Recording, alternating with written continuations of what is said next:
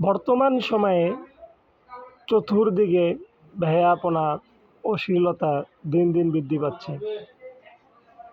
এই অশ্লীলতা যেভাবে বাড়তাছে, আল্লাহ রাসূল সাল্লাল্লাহু আলাইহি ওয়াসাল্লামের হাদিস মনে পড়তাছে, শেষ জামানায় এমন এমন ঘটনা ঘটবে যা কল্পনাও করা যাবে না। রাস্তাঘাটে ঘোরাফেরা করলেই বোঝা যায় বেহায়াপনা, অশ্লীলতা কী পরিমাণ হারে বৃদ্ধি পেয়েছে। এই জন্য আমরা যদি আল্লাহ তাআলাকে ভয় করতাম, তাহলে আমাদের মধ্যে অশ্লীলতা এত বৃদ্ধি পাইত না। খৌফ অর্থ ভয়। আল্লাহকে যদি আমরা ভয়ের মতন ভয় করা পারি, তাহলে আমাদের দ্বারা কখনো খারাপ কাজ সংঘটিত হওয়ার সম্ভাবনা নাই। কারণ আমরা আল্লাহকে পরিপূর্ণভাবে ভয় করি না।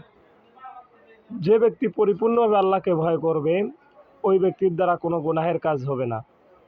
কারণ ওই ব্যক্তি মনে করে, গভীর নির্জনে যদি আমি গুনাহের কাজ করি, আল্লাহ পাক রব্বুল আলামিন দেখবেন। সমুদ্রের নিচে যদি গুনাহের কাজ করি, তারপর আল্লাহ পাক রব্বুল আলামিন আমাকে দেখবেন। আর আমাদের ডানে বামে দুইটা ফেরেশতা থাকে সদা সর্বদা, তারা আমাদের আমলনামা দেখতেই থাকে। এই জন্য ভাই, গুনাহের মজা সাময়িক মজা, কিন্তু এটা দুনিয়াতেও শাস্তি, পরকালেও শাস্তি। দুনিয়াতে আপনি এমন জায়গায় বেইজ্জতি হবেন যা আপনি কল্পনা করবেন না। পরকালে যা শুরু আছে শেষ নাই, ওই পরিমাণ জাহান্নামে সাজা ভোগ করতে হবে। আর আপনি যদি বেহালালভাবে চলেন, বেহারামভাবে চলেন, তাহলে দুনিয়াতে আপনি কখনো শান্তি পাবেন না। কারণ আপনি হারামভাবে যত ইনকাম করেন, যতই করেন না কেন, এগুলোর মধ্যে কোনো বরকত নাই। কারণ আপনি মাস শেষ হয়ে লাখ লাখ টাকা কামাবেন, কিন্তু আপনার টাকার হিসাব আপনি খুঁজে পাইবেন না।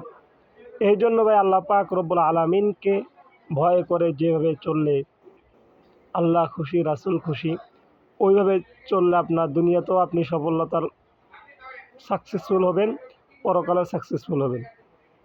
দুনিয়ার রং তামাশা এই জিনিসগুলো শুধু ধোঁকা মাত্র, ক্ষণিকের মায়া। আপনি যে জিনিসকে এখন ভালোবাসতেছেন, কয়েকদিন পরে ওই জিনিসটা আপনাকে তুচ্ছ-তাচ্ছিল্য হবে। যদি আপনার মনকে, আত্মাকে আপনি পবিত্র করতে পারেন, তাহলে দেখবেন দুনিয়াতে আপনি অনেক শান্তিতে থাকবেন। গুনাহের কাজ আপনার সাময়িক সময় অনেক আনন্দ দেবে, কিন্তু একটু পরে আপনার অন্তর থেকে পস্তাইতে হইবে। কারণ আপনি একটু পরে কল্পনা করবেন, এই কাজটা আমার দ্বারা সংগঠিত হইল। আপনার মনকে, আত্মাকে আপনি প্রশ্ন করলে আপনাকে নিজেই ধিক্কার দেবে। এই জন্য যদি আপনি কোনো গুনাহের কাজের মধ্যে লিপ্ত থাকেন, ওই গুনাহের কাজের মধ্যে থেকে বের হয়ে আল্লাহকে রাজি খুশি করার জন্য আপনাকে আল্লাহর দিকে মোতাওয়াজ্জহ হতে হবে।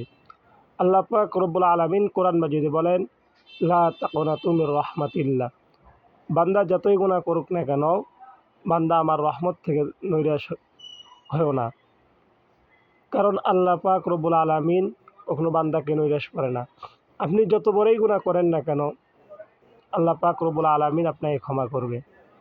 কিন্তু বান্দার হক কখনো মারার চেষ্টা করবেন না। বান্দার হক যদি মারেন, আল্লাহ পাক রব্বুল আলামিন বান্দার হক মাফ করবেন না। আপনি কারো মান সম্মান হানি করেছেন, তার কাছে আপনাকে মাপ চাইতে হবে। আপনি কারো, বর্তমান মিডিয়ার যুগে মানহানি করা হয়, ব্ল্যাকমেল করা হয়, এইগুলো যারা করেন, আপনাদের তো আত্মীয় স্বজন আছে, ফ্যামিলি আছে, তাদের যদি এরকম মানহানি হতো, তাহলে আপনার কতটা নির্লজ্জ হইতেন, মাঠের সামনে মাথা লাগাতে পারতেন না। কিন্তু অন্যের বউ বা মেয়েকে নিয়ে আপনারা যেগুলো মানহানি বিভিন্ন জায়গায় ফুটেজ তুলে ছেড়ে দেন, এগুলো একটা ফ্যামিলিকে আপনারা ধ্বংস করে ফেলেন, ফ্যামিলির মান সম্মান হানি করে ফেলেন। বর্তমান সময়ে মিডিয়ার যুগে এই জিনিসগুলো অতি হারে বৃদ্ধি পেয়েছে। এই জন্যে বলবো ভাই, মানুষের মান সম্মান নিয়ে খেলবেন না। কারণ আপনি আজকে একজনের মান সম্মান নিয়ে খেলবেন, কিছুদিন পর দেখবেন আল্লাহ পাক রব্বুল আলামিন আপনার সম্মান হানি করছে। কারণ সমস্ত কিছুর মালিক আল্লাহ। এই জন্য সাবধান, যা কিছু করবেন সাবধানে করবেন। আল্লাহ পাক রব্বুল আলামিন ছাড় দেয়, কিন্তু ছেড়ে দেয় না। সকলকে সালাম, আসসালামু আলাইকুম ওয়া রাহমাতুল্লাহি ওয়া বারাকাতুহু।